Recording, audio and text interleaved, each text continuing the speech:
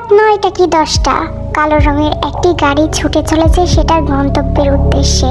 গাড়ির ভেতরে পেছনের সিটে বসে আছে জিয়ন জাংকুক, যার নিখুঁত মুখশ্রী শান্ত। জাংকুকের ড্রাইভার তাকে ক্লাবের দিকে ড্রাইভ করে নিয়ে যাচ্ছে, লি জংসুকের ক্লাব। সেখানে জাংকুককে স্বয়ং লি জংসুকে ইনভাইট করেছে। একজন মাফিয়া বস হিসেবে জাংকুক এই প্রথম লি জংসুকের সাথে দেখা করবে। জংসুকের সাথে জাংকুকের দেখা হয়েছিল অনেক বছর আগে, তখন তারা দুজনেই বাচ্চা ছিল। জাংকুকের বাবা ছিল একটা মাফিয়া ফ্যামিলির লিডার। জংসুকের বাবা ছিল একজন সাধারণ মানুষ যে কিনা জাংকুকের বাবার আন্ডারে কাজ করত। জাংকুকের বাবা আর জংসুকের বাবা দুজনেই অনেক ভালো বন্ধু ছিল, কিন্তু তাদের দুজনের বন্ধুত্ব শেষ হয়ে যায় জংসুকের বাবার বিশ্বাসঘাতকতার কারণে। জংসুকের বাবা গোপনে জাংকুকের বাবার বিরুদ্ধে কাজ করছিল। এই কথাটা যখন জংকুকের বাবার কানে যায়, তখন সে সঙ্গে সঙ্গে ওই ব্যক্তিটিকে মেরে ফেলে যাকে সে একদিন বন্ধু হিসেবে মানত। পুরো সেউল সিন্ডিকেটের লিডার ছিল জাংকুকের বাবা। এখন সেই দায়িত্ব জাংকুকের কাঁধে এসে পড়েছে। এদিকে লি জংসুক নিজের একটা এম্পায়ার গড়ে তুলেছে, কিন্তু সেই এম্পায়ারের সাথে জিয়ন এম্পায়ারের তুলনাও করা যায় না। লি জংসুকের সাকসেস জাংকুককে বেশ ভাবায়। এই বাবাটাকে কিছুটা ইমপ্রেস বলা চলে, তবুও জাংকুক কোনোদিন তার ব্যাপারে মাথা ঘামাতো না যদি না লি জংসুক নিজের চরকায় তেল না দিয়ে জাংকুকের পেছনে লাগতো। বেশ কিছুদিন ধরে লি জংসুক জাংকুকের সাথে কন্ট্যাক্ট করার চেষ্টা করছে। লি জংসুক এমন একটা ভাব করছে যেন সে একজন জেন্টলম্যান, কিন্তু জাংকুক তো জানে সে আসলে কি রকম। জাংকুক নিজেও ভালো না, নিজের এই খারাপ দিকটা জাংকুক নিজেও মানে। ছোটবেলা থেকে জাংকুক আর জংসুকের মধ্যে একটা যুদ্ধ লেগেই থাকতো, হোক সেটা এক অন্যের কাছে নিজেদের যোগ্যতা প্রমাণ করা বা অন্য কিছু। জাংকুক কখনোই লি জংসুককে সময় দেয়নি, কারণ লি জংসুকের পেছনে তার মূল্যবান সময় নষ্ট করার কোনো মানেই হয় না। নামজুন, যে কিনা জাংকুকের ডান হাত, প্রায় সময় জংসুকের সাথে যোগাযোগ করত। লি জংসুক বেশি দিন হয়নি সেউলে ফিরে এসেছে, আর ফিরে সেই ঝামেলা শুরু করে দিয়েছে। জাংকুক তো কিছুতেই এসব কিছু সহ্য করবে না। সে চায় না তার এম্পায়ার এবং তার সম্মানে কেউ ছিনিমিনি খেলুক। কিছুদিন আগে জাংকুক নামজুন, ইয়ংগি, হসক, জিমিন, ইউনু সবাইকে ডেকে পাঠিয়েছিল একটা জরুরি মিটিং করতে। জাংকুক নিজের মাফিয়া হাউসের মেন অফিস রুমে বসেছিল, বাকি সবাই তার সামনে নিজেদের চেয়ারে বসে আছে। আমি নিশ্চিত কিছুদিন আগে যে মার্ডারগুলো হয়েছে সেগুলো ওই লি জংসুকি করেছে। নামজুন বলে ওঠে, তুমি বলতে চাচ্ছ যে ও একটা ড্রাইভার আর আমাদের ক্লাব ওয়ার্কারকে মেরেছে শুধুমাত্র জাংকুকের অ্যাটেনশন নেওয়ার জন্য? ইউনো জিজ্ঞেস করে। ও নিশ্চয় মনে মনে কোনো ফোন দিয়ে আছে, তাই তো জাংকুকের অ্যাটেনশন দরকার তার, না হলে তার প্ল্যান কিভাবে সাকসেসফুল হবে? ওই শালা আগে থেকেই কুকর্ম করে পার পেয়ে যাচ্ছিল। আমরা কিছু না করাতেই মূলত ও আমাদের ক্লাবে ঢুকে একটা ওয়ার্কারকে মেরে ফেলার সাহসটা পেয়েছে। নামজুন কথা বলে জাংকুকের দিকে তাকায়। নামজুন চায় জাংকুক অন্তত কিছু একটা বলুক, কারণ এই ব্যাপারটা সহজে এড়িয়ে যাওয়ার মতো না। জাংকুক নিজের চেয়ারে হেলান দিয়ে বসে। এতক্ষণ সে চুপচাপ সবার কথা শুনছিল। সে এমনই, আগে সবার কথা শুনবে, তারপর সবকিছু বুঝে কথা বলবে। জাংকুক খুব ধৈর্যশীল হতে পারে, আবার এক এক সময় অধৈর্য হয়ে যায়। যাদের সাথে সে কাজ করে আর তার মাফিয়া ফ্যামিলি সবার সাথে সে খুব ধৈর্যশীল। বিশেষ করে তার শত্রুদের সামনে সে সাগরের মতো শান্ত থাকার চেষ্টা করে, তারপর হুট করে সুনামির মতো রেগে গিয়ে সব ধ্বংস করে ফেলে। তার শত্রুদের সাথে যখন তার যুদ্ধ লাগে তখন সে হয়ে যায় শান্ত মেজাজের নরপশু। জাংকুক নিজের ওয়ার্কারদের সামনে সব সময় শান্ত, ধৈর্যশীল এবং বিচক্ষণ থাকে, কিন্তু তার একটা ভুল করলে কেল্লা ফতে। তারা ভুল করলে জাংকুক বোমের মতো ফেটে পড়ে। টেবিলের উপরে রাখা ছবিটা জাংকুক স্থির চোখে দেখতে থাকে। ক্লাবের ওই ওয়ার্কারটাকে খুব নৃশংসভাবে মারা হয়েছে, যেটা ছবি জাংকুক দেখছে আর ভাবছে। কি ভাবছে একমাত্র সেই জানে। জাংকুক, তোমাকে এখন ওর সাথে কথা বলতে হবে। এভাবে সে নিজের মর্জি মতো যা ইচ্ছা তা করতে পারবে না। সে মাফিয়া ফ্যামিলির রুল ব্রেক করছে। আমি আর ইয়ংগি দুজনে ওর সাথে দেখা করতে চেয়েছি, কিন্তু ও না করে দিয়েছে। জাংকুক, ও বলেছে ও এবার তোমার সাথে দেখা করতে চাই। শালা বলতেছে নাকি তুমি ওকে ভয় পাও, ওর কাছ থেকে নাকি তুমি লুকাই বেড়াইতেছ। ইয়ংগি হুট করে রেগে যায়। এসব খুন খারাপি করার কি দরকার? মাফিয়া ফ্যামিলির রুল সম্পর্কে ও নিশ্চয়ই অবগত। এভাবে রুলসগুলো ব্রেক করলে তো অশান্তির সৃষ্টি হবে। জেহপের বলা শেষ হলে ইউনু বলে, ও ভেবেছে ও এভাবে পার পেয়ে যাবে। এখন তো ওর যে অ্যাটেনশনটা দরকার ছিল সেটা ও পেয়ে গেছে। ও তো ভেবেই নিয়েছে যে আমাদের বসের আর ওর পজিশনটা এখন সেমই। ইউনুর বলা শেষ হলে জেহব আবার বলে ওঠে, নিশ্চয়ই ওর পেছনে অন্য কেউ আছে যে ওকে কন্টিনিউয়াসলি সাহস জুগিয়ে যাচ্ছে। এভাবে ও একা একা এত ঝামেলা করতে পারবে না। জাঙ্কুক একটা হাফ নিঃশ্বাস ফেলে। এতক্ষণ পরে সে এখনো ছবিটার দিকে তাকিয়ে আছে। তার চেহারার কোনো প্রতিক্রিয়া দেখা যাচ্ছে না। এই দুইটা ক্লাব ওয়ার্কার আর একটা ড্রাইভার। হ্যাঁ, তোমার মেন ক্লাবের ওয়ার্কার্স গুলা। ওই ক্লাবের ভিতরে নিশ্চয়ই ওর লোক আছে। অফিসে উপস্থিত সবাই মোটামুটি রাগান্বিত ছিল, কিন্তু ইয়ুঙ্গির মতো করে কথা কেউই বলতে পারে না জাঙ্কুককে। নামজুন মাঝে মাঝে রেগে গেল, সে স্বভাবগতই শান্ত থাকে। আর জাঙ্কুকও। সেউলের মধ্যে থাকা জাঙ্কুকের ক্লাবগুলোর মধ্যে ক্লাব হেডিস হচ্ছে মেন। এই ক্লাবটা সেউল শহরের মাঝখানেই তৈরি করা হয়েছে। নামের মতোই এটা একটা নরক, একটা আন্ডারওয়ার্ল্ড, যেটার মালিক হচ্ছে ডেভিল জিয়ন জাঙ্কুক। ঠিক আছে, আমি ওর সাথে দেখা করব। শুধুমাত্র এই কথাটাই জাঙ্কুক বলেছে, কিন্তু এই কথাটার মানে হচ্ছে নামজুন আর ইয়ুঙ্গি ওর সাথে যাবে, আর বাকি সবাই সিকিউরিটি হিসাবে কাজ করবে। জেব ছদ্মবেশে আশেপাশেই থাকবে, আর জিমিন তো আছেই। ইউনু ক্লাবের ভেতরে যাবে জাঙ্কুকের সাথে। জাঙ্কুকের জীবনে সে অনেক ক্লাবই দেখেছে, কিন্তু তার ক্লাব হেডিসের মতো একটাও না। এই ক্লাবটা লি জংসুকের আন্ডারে আছে, কিন্তু এটা দেখতে অতটাও সুন্দর না। জাঙ্কুক ভেতরে প্রবেশ করে। তার আশেপাশে অনেকগুলো গার্ড। নামজুন আর ইয়ুঙ্গি তার পেছনেই আছে। ক্লাবের ক্লাব ডান্সারগুলো নিজের মতো করে ডান্স করে যাচ্ছিল। জাঙ্কুক সেদিকে না তাকিয়ে সেখান থেকে চলে যায়, যেন ডান্সারগুলো সেখানে ছিলই না। ক্লাবের উপরের তলাটা ছিল ভিআইপি। জাঙ্কুক গিয়ে বুথে বসে। বুথের মাঝখানের স্টেজটা পার্পল লাইট দিয়ে আলোকিত ছিল। মাঝখানে একটা বলও ছিল। ডান্সাররা ডান্স করছিল, আর কিছু মানুষ তাদের দিকে লালসা দৃষ্টি নিয়ে তাকিয়েছিল। নতুন কিছু না। তাদের দেখে লি জংসুকের গার্ড এসে বলে যে সে এক্ষুনি এসে পৌঁছাবে। একটু পর আবার ওয়েট্রেস এসে তাদেরকে ড্রিঙ্কস দিয়ে যায়। জাঙ্কুক টেবিলের দিকে তাকিয়েছিল।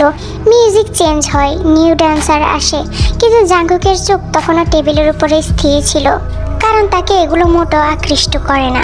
লি জংসুক এসে পৌঁছালে জাঙ্কুক তার দিকে তাকায়। তাকে আসলে একটু অন্যরকম লাগছে। দেখতে শুনতে ভালো, জাঙ্কুকের থেকে একটু লম্বা। জংসুক এসে জাঙ্কুকের পাশে বসে। Long time no see. হ্যাঁ, জিয়ন জাঙ্কুক। জাঙ্কুক মোটেও তার সাথে কোনো রকম আলতু ফালতু কথা বলতে চায় না। সে তো শুধু জংসুক কি বলতে চায় সেটা শোনার অপেক্ষায় আছে। এখান থেকে যেতে পারলে জাঙ্কুক বাঁচে। ইয়া, আই ওয়ান্ডার হোয়াই। জাঙ্কুক আস্তে করে কথাটা বলে, এরপর আবার বলে, সো হঠাৎ আমার সাথে দেখা করতে চাইলে যে? দাঁড়াও, এত তাড়া কিসের? আগে এই সপ্তাহের সবার প্রত্যাশিত পারফরমেন্সটা দেখবে না? জাঙ্কুক সব সময়ের মতোই মাথা নাড়ায়। এই পারফরমেন্সগুলো তাকে আনন্দিত বই কি আরো বিরক্ত করে তোলে। সে তো শুধু দেখেই যায়, কিন্তু তার কখনো এগুলোতে ইন্টারেস্ট ছিল না। না কোনো অ্যানাউন্সমেন্ট, না কোনো কিছু। তবুও দর্শকেরা হুমড়ি খেয়ে পড়ছিল, উল্লাসে ফেটে পড়ছিল। দেখেই বোঝা যাচ্ছে যে তারা সবাই জানে পরের পারফর্মারটা কে। পায়ের উপর পা তুলে জাঙ্কুক একবার উৎসুক মানুষগুলোর দিকে তাকিয়ে এরপর স্টেজের দিকে তাকায়। পার্পল কালারের স্পটলাইট স্টেজে পড়তে জাঙ্কুক চোখ সরিয়ে নিতে চাইলো, কিন্তু পারল না। একটা মেয়ে স্টেজে আসলো, ব্লু কালারের মাস্ক পরা, একটা পলক লাগানো সেটার পাশে। তার পরনে পোশাকটা ছিল খুব সাধারণ, কিন্তু বোধহয় সে পরাতে সেটা অনেক চমৎকার লাগছিল। জাঙ্কুক অনেক পারফর্মারই দেখেছে যারা অর্ধনগ্ন হয়ে স্টেজে পারফর্ম করত, কিন্তু এই মেয়েটা তেমন না, একটু অন্যরকম। জাঙ্কুক চোখ সরাতে পারল না। কোনো এক মন্ত্র জাদুতে সে আকৃষ্ট হয়ে গেল। তাকিয়ে রইল পাতলা গঠনের মেয়েটার দিকে। তার শরীর প্রায় পুরোটাই ঢাকা, তাও কেন জানি জাঙ্কুক মুগ্ধ হলো। তার চুল ব্লু কালারের, গ্লিটার চিকচিক করছে সেগুলোতে। তার মেকআপ ছিল গ্লোই টাইপের। মুখের অর্ধেক অংশ তার মাস্ক দিয়ে ঢাকা ছিল। জাঙ্কুক দেখেনি তার পুরো মুখ। এতদিন পর জাঙ্কুককে কেউ আকৃষ্ট করতে পেরেছে খুব গভীরভাবে। মেয়েটা এখনো ডান্স শুরু করেনি, মাত্র হেঁটে আসলো স্টেজে। এটুকু দেখে জাঙ্কুকের গলা শুকিয়ে আসলো যেন। মেয়েটার ফিগার ছিল অসাধারণ, নিখুঁত। চোখগুলোতে যেন অনুভূতির বন্যা বইছে। কিছুক্ষণের জন্য জাঙ্কুকের মনে হয়েছিল মেয়েটার চোখ তার উপরে পড়েছে। জাঙ্কুক তো তার দিকেই তাকিয়েছিল। মেয়েটা ডান্স করতে থাকে। তার এক একটা মুখ ছিল অত্যন্ত কামুকতায় ভরপুর। আশেপাশের মানুষগুলো যেভাবে লালসার দৃষ্টি নিয়ে তাকিয়ে আছে, বোঝাই যাচ্ছে এই মেয়েটার ডিমান্ড অনেক বেশি। এই ক্লাবের মূল্যবান পাথর সে, যেটা চাইলেও সবাই পায় না। মেয়েটা তার মূল্য জানে, আর সেটাকেই সে কাজে লাগিয়ে চলেছে। জাংকুক স্তব্ধ হয়ে তাকিয়ে থাকে মেয়েটার দিকে। তার মুখশ্রীতে কোনো ভাবাবেশ নেই, কিন্তু তার চোখ কথা বলছে। অন্ধকারে হয়তো মেয়েটা তাকে দেখতে পাচ্ছে না, না পারারই কথা। জাংকুক এক মুহূর্তের জন্য জংসুকের দিকে তাকায়। ও ডান্সারটার দিকে তাকিয়ে আছে, ঠোঁটে বিস্তৃত একটি হাসি, গর্বে বুক ফুলে উঠেছে তার। জাংকুক সঙ্গে সঙ্গে আবার স্টেজের দিকে তাকায়। মেয়েটা কি তবে হতেই পারে? ক্লাবটা তো জংসুকেরই, নিশ্চয়ই পারফর্মারগুলো জংসুকের। জাংকুকের হঠাৎ রাগ উঠে যায়। সে চায় অন্যদিকে তাকিয়ে এখান থেকে চলে যেতে, কিন্তু সে পারছে না। ডান্স শেষ হয়, দর্শকেরা চিৎকার করে, শীষ বাজায়, হাততালি দেয়। তাদের নোংরা দৃষ্টি এখনো মেয়েটার উপরে। স্পটলাইট বন্ধ হয়ে গেলে মেয়েটা সেখান থেকে প্রস্থান করে। জংসুক বলে, ও আমার ডল। জংসুক হাততালি দিয়ে একগাল হাসি দিয়ে জাংকুকের দিকে তাকায়, যে তার দিকে তাকিয়ে আছে অনাগ্রহ নিয়ে। আশা করি তোমার পারফরমেন্সটা ভালো লেগেছে। আমার ডলদের কাজই হচ্ছে নিজেদের পারফরমেন্স দিয়ে মানুষের মনে দাগ কেটে দেয়া। তাহলে মেয়েটা কি জংসুকের ডল? আমরা এনজয় করেছি, এখন কি কথা বলা যাবে? এত তাড়া কিসের? আই এম শিওর এই ধরনের টপিকে কথা বললে এত তাড়াতাড়ি সুরাহা মিলবে না। জংসুক জাংকুকের দিকে তাকায়। আগে নিজেরা সময় কাটাই, তারপর না হয় অন্য বিষয় নিয়ে কথা বলবো। আর কি নিয়ে কথা বলতে চাও তুমি? আমি আসলে অনেক দিন ধরে জানতে চাইছিলাম তুমি আমার সাথে এতদিন দেখা করতে চাওনি কেন? তুমি নিজে না এসে তোমার লোকেদের কেন পাঠালে? কারণ আমি তোমার মতো মানুষদের পেছনে নিজের মূল্যবান সময় নষ্ট করি না। তুমি আমার সময় পাওয়ার যোগ্য নও, তারপরও তো এখানে এসেছো। ইয়েস, কারণ তুমি এখনো আমার সময় পাওয়ার যোগ্য না। আমার এমপ্লয়িজদের জন্যই আমার এখানে আসা। আমার প্রপার্টিসই আমার কাছে ম্যাটার করে। ভাব দেখো, তোমার ক্ষমতা হাতে আসতেই আমার লোকেদের মারা শুরু করে দিয়েছ। তোমার সাহস দেখলে আমি আশ্চর্য হই। জাংকুক ভাবলেশহীন মুখে জংসুককে হুমকি দিল, যাকগে ওসব কথা। আমি তোমাকে বলছি না চুপচাপ আমার কথা মেনে নিতে। তোমার যা ইচ্ছে তুমি তাই করতে পারো, কিন্তু এতে যদি আমার প্রপার্টি, আমার ফ্যামিলি এবং আমার এম্পায়ারের বিন্দুমাত্র ক্ষতি হয়, আমি টলারেট করব না জংসুক। আমি কিছুতেই টলারেট করব না। জাংকুক আর এক মুহূর্ত সময় নষ্ট না করে উঠে দাঁড়ায়। ইয়ুঙ্গিয়ার নাম যেন সেটাই করে। জিয়ন জাংকুক, আমি তোমার বুক ফুলানো বড় বড় স্পিচ শুনতে এখানে তোমাকে ডেকে আনিনি। I want to talk to you. আমি তো শুনতে চাই না বিজনেসের নামে তুমি যা করে যাচ্ছ করে যাও। ভেবো না আমার লোকেদের মার্ডার করে তুমি পার পেয়ে যাবে। যদি এমনটা ভেবে থাকো, দেন ইউ আর রং। এর হিসাব তো আমি নিবই। এটুকু বলেই সেই ইয়ুঙ্গিয়ার নামজনের সাথে বেরিয়ে যায়। এখন আমাদের আরো অ্যালার্ট থাকতে হবে। ও নিশ্চিত আমাদের সাথে আবার পাঙ্খা নিতে আসবে। জাংকুকের বলা শেষ হলে নামজুন বলে ওঠে, আচ্ছা ও কি ব্যাপারে কথা বলতে চেয়েছে? তেমন কিছুই তো ঘটেনি ইদারিং। জানি না, জানার আগ্রহ নেই। এই 3টা গার্ডকে শেষ করে দিবে। জাংকুকের কথা শুনে নামজুন আর ইয়ুঙ্গি গেটের দিকে তাকায়। যেভাবে ও আমাদের ড্রাইভার আর ওয়ার্কারকে মেরেছে ঠিক সেইভাবেই। ওকে। তারপর 3জন মাফিয়া মিলে বাড়ির দিকে গাড়ি হাঁকায়। জাংকুকের মন তখন অদ্ভুত উজ্জ্বল নীল রঙে ডুবে আছে। এমন নীল যা বিশেষ একজনের উপর অসম্ভব সুন্দর দেখাচ্ছিল। তাকে নিয়ে ভাবতেই জাংকুক অস্থির হয়ে ওঠে। ওই রমণীটিকে, সেই ডলটাকে প্রথমবার দেখার পর থেকে তার মনে এক অদ্ভুত আকাঙ্ক্ষা বাসা বেঁধেছে, যা কিছুতেই তার পিছু ছাড়ছে না। জাংকুক কি চায়, কি অনুভব করে তা সে নিজেও জানে না। মেয়েটাকে কি সে চায়, নিজের করে নিতে চায়? অবশ্যই সে মেয়েটাকে ছুঁতে চায়, কাছে পেতে চায়, তার ত্বকের নমনীয়তা অনুভব করতে চায়। কিন্তু শুধু এইটুকুই নয়, এর চেয়েও বেশি কিছু আছে। সে যে জংসুকের ডল, এই ভাবনাটা বিষয়টাকে আরো চ্যালেঞ্জিং এবং এক্সাইটিং করে তোলে জাংকুকের জন্য। জাংকুকের সামনে সেই অপরূপ সুন্দর রমণীটিকে নিজের করে নেওয়াটা জাংকুকের জন্য কতটা ফান হবে, সে কথা ভাবতেই আনন্দে জাংকুকের সারা শরীরে শিহরণ জেগে উঠেছে। লি জংসুকের অহংকার আর গর্ব চূর্ণ বিচূর্ণ হয়ে যাবে যখন তার হাতের পুতুলটি জাংকুকের মুঠোয় থাকবে। কারণ জংসুক তো তার এই পুতুল নিয়ে ভীষণ গর্বিত। জাংকুক একটা দীর্ঘশ্বাস ফেলে। কেন তার মন ওই মেয়েটার মধ্যেই আটকে আছে?